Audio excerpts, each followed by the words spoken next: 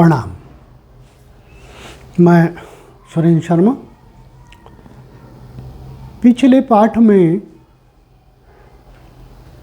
मैंने तिथि 6 से संबंधित कुछ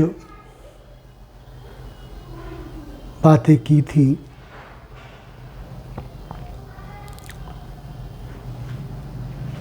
उसमें षष्ठी तिथि तक का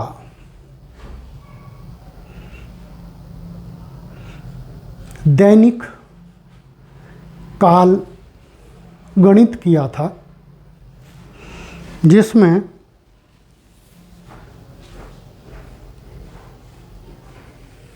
ये षष्ठी तिथि तक का 157 घंटे 32 मिनट काल आया था।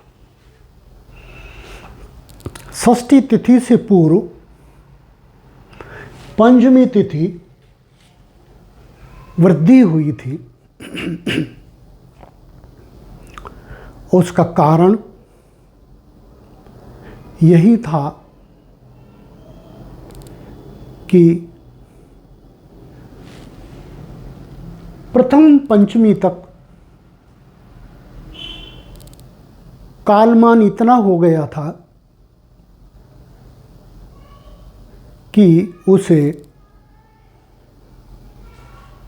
पंचमी में खपाना संभव नहीं था, और प्रथम पंचमी में 2 बार सूर्य उदय हो गया था। इसलिए सिद्धांत के अनुसार जब एक तिथि में 2 बार सूर्य उदय हो जाए तो वह तिथि वृद्धि हो जाती है। और यहाँ दोनों बातें थी। 2 बार सूर्य उदय हो गया था एक ही पंचमी में, और पंचमी तक का कुल कालमान 131 घंटे और 8 मिनट हो गया था, जो 5 तिथियों के कुल कालमान से 13 घंटे अधिक बैठता था। इसलिए इस 13 घंटे को खपाने के लिए एक और पंचमी बनाई गई। यहां तक का हमने कालमान योगित किया। फिर षष्ठी तक का किया। षष्ठी तक का 157 घंटे 32 मिनट आया। तदुपरांत सप्तमी तिथि मंगलवार को 9:19 तक थी। कहाँ से थी? देखिए, जहाँ भी द्वितीय पंचमी का अंतिम ओक्लॉक था, अंतिम समय था, वहाँ से यहाँ तक का षष्ठमी तिथि का कालमान 26 घंटे और 24 मिनट था। इसलिए षष्ठमी तिथि तक का कुल कालमान प्रथमा से लेकर के 157 घंटे 32 मिनट हुआ। अब आगे चलते हैं। सप्तमी बुधवार को 11:18 तक थी। इसका कुल कालमान मंगलवार को 9:19 से बुधवार को 11:18 तक था। अर्थात सप्तमी तिथि मंगलवार को ही प्रारंभ हो गई थी, और ये कालमान 25 घंटे 59 मिनट और कुल योगित कालमान अर्थात सप्तमी तिथि तक का कुल कालमान इस पखवाड़े का 183 घंटे 31 मिनट हो गया। अब अष्टमी तिथि वो बुधवार को 11:18 से गुरुवार को 12:40 तक थी। और इसका कुल कालमान 25 घंटे 22 मिनट था। इस 25 घंटे 22 मिनट को पिछले कुल कालमान में जब हमने ऐड किया तो कुल कालमान 208 घंटे 53 मिनट हो गया। नवमी तिथि शुक्रवार को 13:16 तक थी, अर्थात गुरुवार के 12:40 से शुक्रवार के 13:16 तक थी। तो उसका कुल कालमान यहाँ से लेकर यहाँ तक 24 घंटे 36 मिनट था। इस 24 घंटे 36 मिनट को जब हमने 208 घंटे 53 मिनट में जोड़ा तो वो 233 घंटे और 29 मिनट बन गया। नवमी तिथि यहाँ तक आ गई। अब 10वीं तिथि शनिवार को 13:02 तक। तो 10वीं तिथि का कुल कालमान शुक्रवार को 13:16 से शनिवार को 13:02 तक 23 घंटे 58 मिनट बना। इस 23 घंटे 58 मिनट को हमने 233 में जोड़ा तो 257 घंटे 27 मिनट हो गया। एकादशी तिथि रविवार को 11:57 तक थी।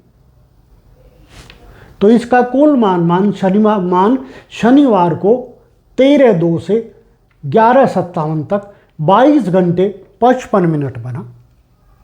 इस कुल कालमान को टोटल कालमान में ऐड करने पर ये 280 घंटे 22 मिनट बना। द्वादशी तिथि सोमवार को 10:07 तक थी। तो उसका टोटल कालमान रविवार को 11:57 से सोमवार को 10:07 तक 22 घंटे 10 मिनट तक था। 22:10 को 280 22 में जोड़ने पर 302 घंटे 32 मिनट आया। त्रयोदशी तिथि मंगलवार को 28:37 तक थी। उसका कुल कालमान सोमवार को 10:07 से मंगलवार को 28:37 तक 18 घंटे 37 मिनट तक था। 18 घंटे 37 मिनट कुल था। इसको हम 302:32 में जब जोड़ेंगे तो कुल कालमान 321 घंटे 9 मिनट आ गया। अर्थात इस पूरे पखवाड़े का प्रथमा तिथि से और त्रयोदशी तिथि तक का कुल कालमान 321 घंटे 9 मिनट बन गया। अब ये कुल कालमान त्रयोदशी तिथि का पूर्ण कालमान, इस तिथि में सूर्योदय नहीं हुआ। देखिए यहां 28:37 तक ये समय रहा, अर्थात सुबह 4:37 तक। तो ये इस त्रयोदशी तिथि में सूर्योदय नहीं हुआ, और जिसमें सूर्योदय नहीं होता उस तिथि का क्षय हो जाता है।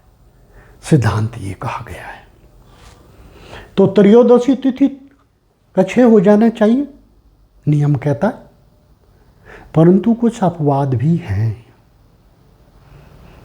उस अपवाद का यहां प्रयोग हुआ। यहां तक का कुल कालमान 14 तिथियों के कालमान के समान हो गया। उसको मैं कैलकुलेट करके दिखा दूंगा अभी। जैसे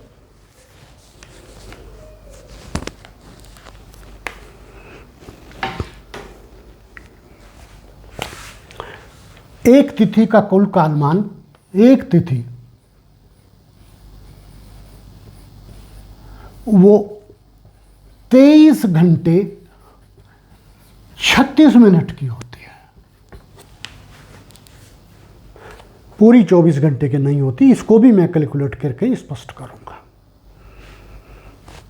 कुल त्रयोदशी तक का कुल कालमान 321 घंटे 9 मिनट। अब मैं 321 घंटे 9 मिनट को इस एक तिथि के कालमान से भाग करता हूं। 23 घंटे और 36 मिनट, इसे मैं भाग करता हूं। अब देखिए, इन घंटों को मिनट में बदलेंगे, फिर सेकंड में बदलेंगे, इन मिनट को भी सेकंड में बदलेंगे, फिर दोनों का टोटल करेंगे। ठीक इसी प्रकार से इन घंटों को हम मिनट और फिर सेकंड में बदलेंगे, इनको सेकंड में बदलेंगे, दोनों को ऐड करेंगे, तब इसको डिवाइड करेंगे, और डिवाइड करने के बाद जो समय आएगा उसको फिर हम मिनट और घंटे में बदलेंगे, तब जा करके ये योग 23 घंटे 36 मिनट आएगा। मैं इसको कर देता हूं।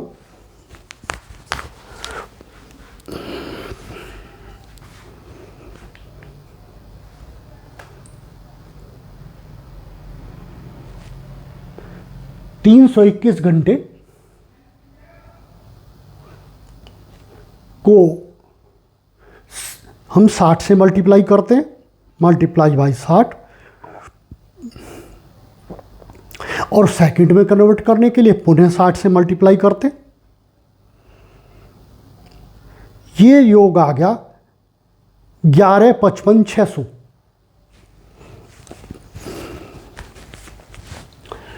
ये योग आ गया, एक बार चेकअप कर लेते हैं कहीं मिस्टेक ना हो गई हो। 321 मल्टीप्लाई बाई 60, ये इसके मिनट बन जाते हैं, और जो मिनट बन जाते हैं उन्हें फिर हम सेकंड से कन्वर्ट कर देते हैं, पुनः 60, वो 11,55,600। ये बराबर हो गए 11,55,600 सेकंड। अब इसी को भी इसी तरीके से डिवाइड कर लेते हैं।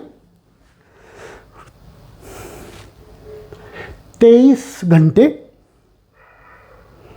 मल्टीप्लाई बाई 60, पुनः फिर मल्टीप्लाई बाई 60, और ये टोटल सेकंड बन जाते हैं 82,800।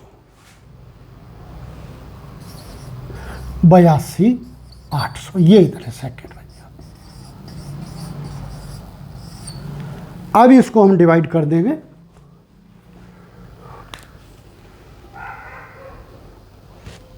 ग्यारह 55,600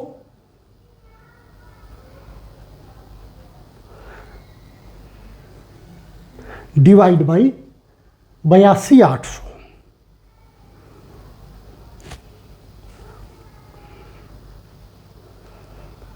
ये आ गया 13.95। अब 13.95 6 तिथि, अब ये बन गया बराबर 13.956 तिथि।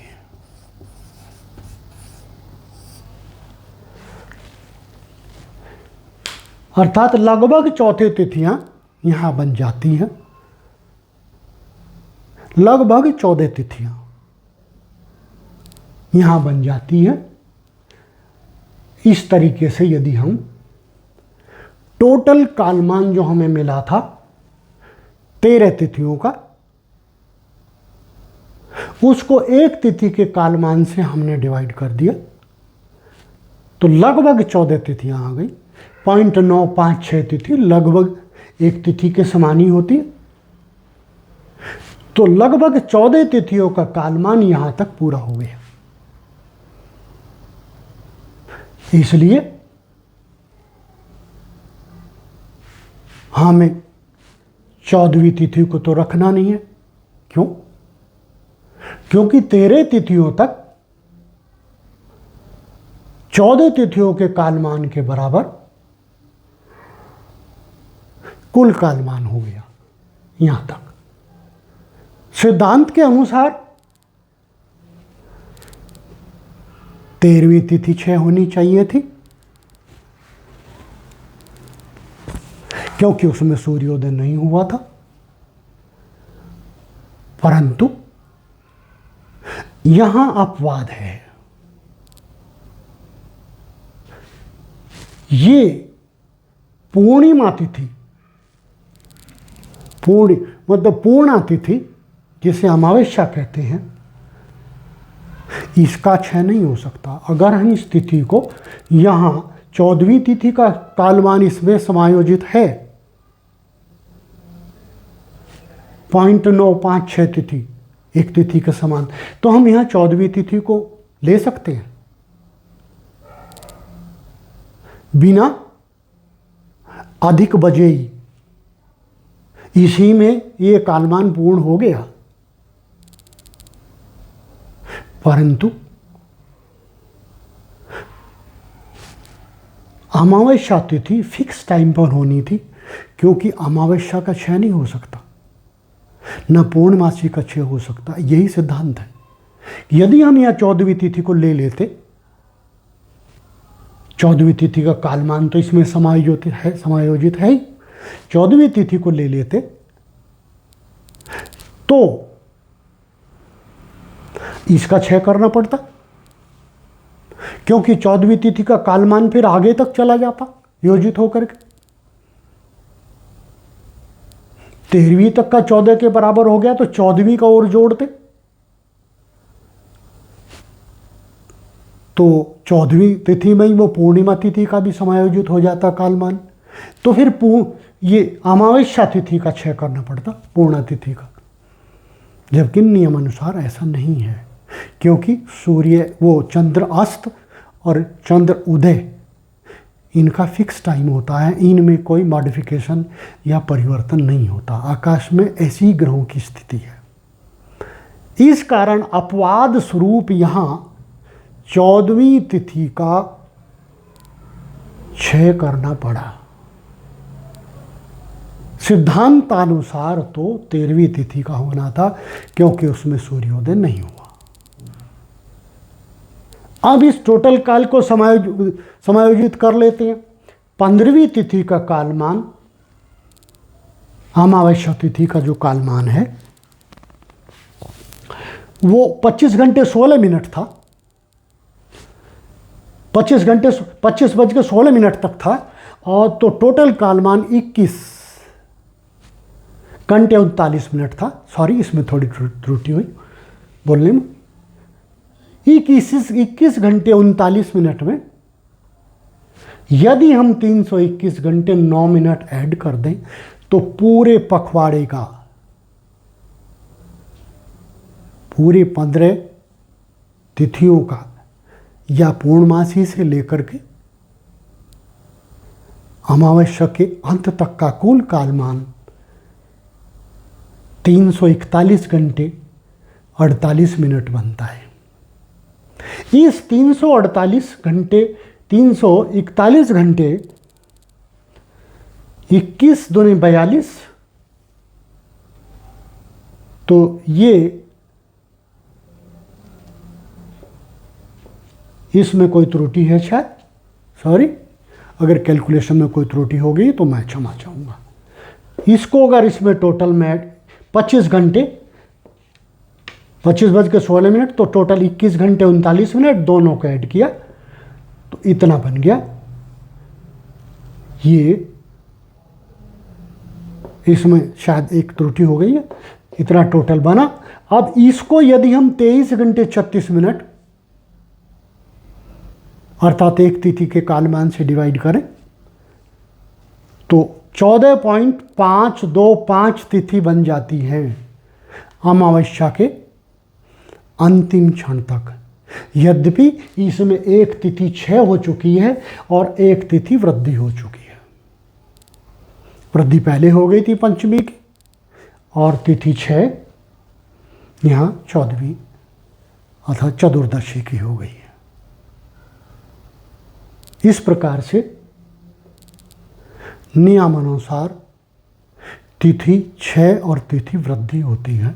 मैंने ये जो पखवाड़ा लिया था, बहुत खोजने के उपरांत मुझे ये पखवाड़ा पाया था सन 2018 में कि जिसमें एक ही पखवाड़े में तिथि क्षय और तिथि वृद्धि थी। अन्यथा सामान्यतः किसी पखवाड़े में तिथि क्षय होती है, किसी पखवाड़े में तिथि वृद्धि होती है। तो आशा है दर्शकों ने, श्रोताओं ने इसको ध्यान से समझा होगा। अगर फिर भी कोई डाउट रह गया होगा तो पुनः मुझे कोई मैसेज आएगा, मैं पुनः क्लियर करूँगा। इसके लिए मैं क्षमा चाहूँगा कि शायद मुझे लगता है एडिशन में यहाँ कुछ त्रुटि हो गई है, पुनः ऐड करके देख सकते हैं, क्योंकि 21 और 21 घंटे और 21 घंटे 42 घंटे 39 और 9 48 बनते हैं। शायद ये 342 घंटे दो ठीक से नहीं बना हुआ है। ये है तो दो ही, ये है तो दो ही, एक नहीं है, पर ठीक से नहीं बना हुआ है। 342 ही है ये, तो लिखने में त्रुटि हुई। एडिशन में शायद त्रुटि नहीं है, लिखने में त्रुटि, क्षमा चाहूँगा इसके लिए। इस प्रकार से तिथि क्षय और तिथि वृद्धि स्पष्ट हुई। यहाँ तक के पाठ में इतना ही। आप अगले पाठ में पुनः आगे बढ़ेंगे। प्रणाम।